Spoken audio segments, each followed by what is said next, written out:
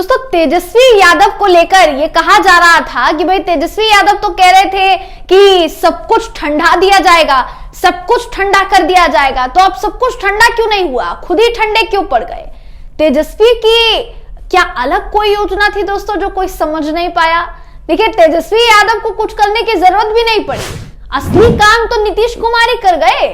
Nitish Kumar Bharatiya Janata party में जो गए हैं, एक तरीके से आप भाजपा की राजनीति के लिए दोस्तों इसको एक काल के तौर पर देख सकते हैं। क्यों? क्योंकि 2024 के लिए एक मुद्दे को बड़ा भुनाया गया।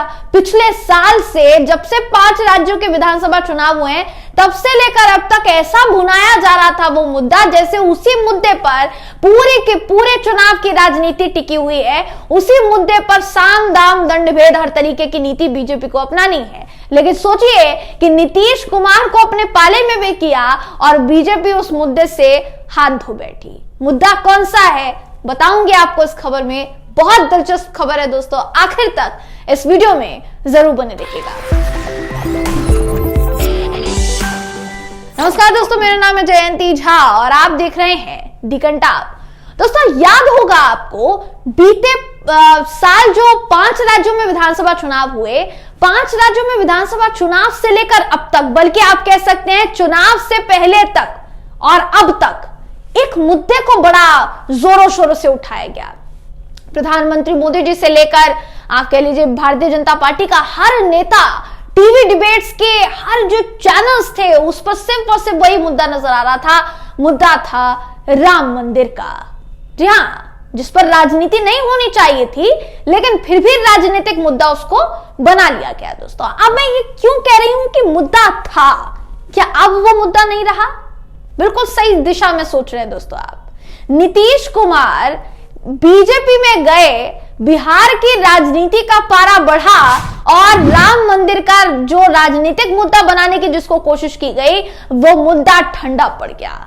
ये मैं क्यों कह रही हूं, इस बात को आप समझिए अच्छी तरीके से। जैसा मैंने कहा दोस्तों, 5 राज्यों में विधानसभा चुनाव से पहले से लेकर अब तक बीजेपी एक ही राग अलाप रही थी, राम मंदिर बनाया है, राम मंदिर बनाया है, राम को लाए हैं, राम को लाए हैं। और ये कहते कहते राम मंदिर जो है दोस्तों बन गया। तब से लेकर अब तक एक लहर जो है वो जागती हुई नजर आई। ऐसा नहीं है, ऐसा बिल्कुल नहीं है। इस गलतफहमी में किसी को नहीं रहना चाहिए कि इस मुद्दे को बीजेपी भुना नहीं पाई। बहुत बेहतरीन तरीके से भुनाया, लोगों के दिमाग में, लोगों के सर चढ़कर यह मुद्दा बोला कि भाई मंदिर बनाया है, भारतीय जनता पार्टी की वजह से मंदिर बना है, राम मंदिर बना है। एक धर्म की आस्था से उसको जोड़ दिया गया और उस पूरे धर्म के लोगों का वोट जो है बटोरने का पूरा भरसक प्रयास किया गया। लेकिन होता क्या है? होता यह है दोस्तों कि साल के शुरुआती महीने में, साल के शुरुआती महीने के आखिर होते होते एक ऐसा घटनाक्रम हो जाता है जो उस पूरे के पूरे मुद्दे पर पानी फेर देता है। ना चाहते हुए भी भारतीय जनता पार्टी को नीतीश कुमार से हाथ मिलाना पड़ता है। नीतीश कुमार चले जाते हैं बीजेपी के पाले में।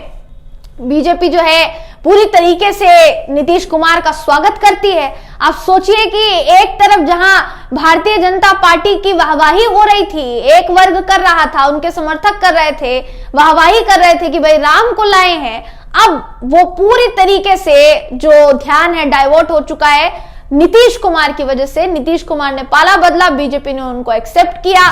तेजस्वी यादव के घर पर ईडी भेज दी गई, लालू प्रसाद यादव से ईडी पूछताछ कर रही है, उनके पूरे परिवार से ईडी पूछताछ कर रही है। झारखंड का मुद्दा भी इसी में ऐड हो गया दोस्तों। हेमंत सोरेन के पीछे भी ईडी लगा दी गई है। विपक्ष के थोड़े और नेता भी हो सकते हैं आगे आने वाले दिनों में जिनके पीछे ईडी लगा दी जाए। लेकिन इस बीच क्या आपको राम मंदिर की चर्चा कहीं से कहीं तक सुनाई दे रही है दोस्तों? यही होता है, धर्म के नाम पर राजनीति की एक्सपायरी डेट कब आ जाए ना किसी को नहीं पता, क्योंकि वो थोड़े समय के लिए है। कितने समय तक आप एक चीज के नाम पर वोट मांग लेंगे? कितने समय तक? कभी ना कभी तो उसकी एक्सपायरी डेट आएगी ना। यही एक्सपायरी डेट है दोस्तों उसकी। हो सकता है कि इस मुद्दे को दोबारा धार दी जाए, लेकिन कैसे धार दी जा रही है? धार ऐसे दी जा रही है कि भाई राष्ट्रीय मुस्लिम मंच के जो नेता हैं, यानी आरएसएस का जो मुस्लिम विंग है दोस्तों, आरएसएस का विंग, उसके जो नेतागण हैं, उसके जो कार्यकर्ता हैं, उनसे जुड़े जो लोग हैं, मुस्लिम लोग, वो जा रहे हैं राम मंदिर में दर्शन कर रहे हैं। दर्शन करना अगर उनकी आस्था को चोट नहीं पहुंचाता, अगर उनको सही लग रहा है तो बहुत अच्छी बात है, वो अपनी मर्जी से जा रहे हैं तो बहुत अच्छी बात है। लेकिन इसके जरिए संदेश देने की कोशिश की जा रही है दोस्तों, लेकिन वो भी क्या पल्ले पड़ रहा है, सबसे बड़ा सवाल यहां पर यह है। अब मैं बिहार की राजनीति की बात कर रही थी दोस्तों, ये कितना जरूरी है इस बात को समझिए। आपकी स्क्रीन पर देखिए, इस वक्त मैं आपको सत्येंद्र की खबर दिखा रही हूं। क्या है खबर, इसको ध्यान से सुनिएगा। शुरुआत में मैंने आपको जो बताया है, कहा है आपको दिलचस्प है दोस्तों खबर, वो दिलचस्प है। नीतीश कांड के कारण चुनाव से पहले धुंधला पड़ गया अयोध्या मुद्दा। अयोध्या को मुद्दा बनाया गया था, राम मंदिर को मुद्दा बनाया गया था, लेकिन हर तरफ चर्चा हो रही है सिर्फ और सिर्फ नीतीश कुमार की। हाल ये है दोस्तों कि जितने भी बड़े बड़े मीडिया चैनल्स थे ना, जिन्होंने बिल्कुल कमर कस ली थी, जिन्होंने कुर्सी की पेटी जो है बिल्कुल अयोध्या जाकर ही बांधी, वो सभी के सभी चैनल जो लगातार अपने चैनल्स पर सिर्फ और सिर्फ एक ही मुद्दे को भुनाने में लगे थे। हो सकता है, पता नहीं ऊपर से आदेश आया या किसका आदेश था, हमें नहीं पता, लेकिन वो जो एक ही मुद्दा रट्टा लगाया जा रहा था ना, उस मुद्दे पर अब मीडिया वालों की तरफ से भी पूर्ण विराम लगा दिया गया है, जो कि दिख रहा है। किसी भी चैनल को खोलकर देखिए, बिहार की राजनीति, बिहार की सियासत पर ही चर्चा हो रही है।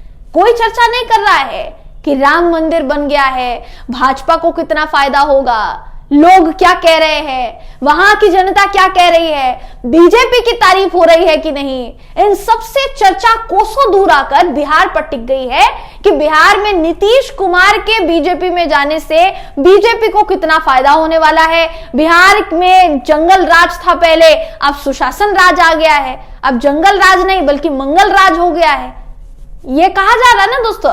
अब सब कुछ ठीक हो गया, अब सब कुछ चंगा सी, कुछ दिक्कत नहीं है। अब नीतीश कुमार जब से बीजेपी में गए हैं, मतलब बीजेपी के साथ गए हैं, अब वो गठबंधन भी कितने दिन चलेगा ये नहीं कहा जा सकता दोस्तों, क्योंकि नीतीश कुमार की छवि से अब पूरा का पूरा देश वाकिफ हो चुका है, और बिहार की जनता तो खास तौर पर। हालांकि वो उस घटनाक्रम पर हम नहीं जाएंगे, लोकसभा चुनाव से पहले तो चलिए वो साथ नहीं छोड़ेंगे बीजेपी का, उसके बाद क्या होता है ये देखने वाली बात होगी। लेकिन कुल मिलाकर आपके साथ यही साझा करना चाह रहे थे दोस्तों कि कैसे राम मंदिर के मुद्दे पर एक तरीके से झुंझुना बजाया गया, लोगों को लॉलीपॉप पकड़ा दिया गया, लेकिन हुआ क्या अंत में आप देख सकते हैं। आस्था का प्रतीक है मंदिर, मंदिर आस्था का प्रतीक है और आस्था का ही प्रतीक रहना चाहिए। जबरदस्ती कुछ थोपा थोपी अगर करेंगे तो क्या होगा, ये नजरें आप घुमा लीजिए, देख लीजिए दोस्तों। अगर कहीं पर भी आपको उस मुद्दे की चर्चा होती हुई नजर आ रही होगी तो ये जो खबर है दोस्तों, ये कहती है, देखिए साफ तौर पर, कि पूरी तरीके से जो कोशिश की गई थी वो कोशिश नाकाम होती हुई नजर आ रही है। ये खबर देखिए कहती है कि इस नवीनतम नीतीश कांड ने अयोध्या कांड के शोर को मुद्धिम किया है। कर्पूरी जी को मरणोपरांत भारत रत्न देकर बीजेपी ने तारीफ बटोरनी चाहिए, उसको भी कहीं ना कहीं धुंधला कर दिया है। मध्य प्रदेश के मुख्यमंत्री मोहन जो यादव हैं, उनको बिहार घुमाकर भाजपा ने खुद भी ये काम किया। अब सीएए की ओर कदम उठाए जाने की चर्चा है, जिससे चुनावों में मुद्दों को गड़बड़ किया जाएगा। यह भी दिलचस्प है कि भाजपा ने अपने पुराने उप मुख्यमंत्रियों की जगह विजय सिन्हा और सम्राट चौधरी जैसे मुखर नीतीश विरोधियों को नहीं, बल्कि जीतन राम मांझी के पुत्र संतोष सुमन को भी साथ लगा दिया है। अब एक और नीतीश विरोधी चिराग पासवान के लोगों को भी ऊंची कुर्सी मिलने वाली है। ये सब करते हुए किसी भी पक्ष को न मुसलमानों की याद आई, न महिला आरक्षण के ताजा तरीन निर्णय की। देखने वाली बात यह होगी कि चुनाव के पहले नीतीश कुमार कब जय श्री राम कहते हैं, या भाजपा राष्ट्रव्यापी जातिवाद जनगणना पर राजी होती है या नहीं होती है। क्योंकि नीतीश कुमार का कहना है कि भाई जातिगत जनगणना जैसा इतना बड़ा फैसला जो लिया गया, नीतीश कुमार द्वारा लिया गया, दूसरी तरफ भाजपा तो इससे बिल्कुल अलग है, वो इस पर कैसे सहमति जताएगी। तो सारी चीजें दोस्तों एक तरीके से मिक्सअप हो गई है। लेकिन इस बीच जो बताना मैं आपको चाह रही हूं वो यही कि जो राजनीति करने की कोशिश की जा रही थी, फिलहाल के लिए उस पर पूर्ण विराम लग गया है। अब आगे जाकर अगला सेंटेंस बीजेपी कब शुरू करती है ये देखने वाली बात होगी। फिलहाल इस खबर में बस इतना ही। आप इस खबर पर क्या सोचते हैं, आपकी इस पर क्या राय है, कमेंट करके हमें जरूर बताइएगा। अगर आपको ये वीडियो पसंद आया हो तो वीडियो को लाइक कीजिए, शेयर कीजिए, चैनल को सब्सक्राइब करना बिल्कुल भी ना भूलें दोस्तों। फिर मुलाकात होगी आपसे अगली वीडियो में, तब तक के लिए नमस्कार।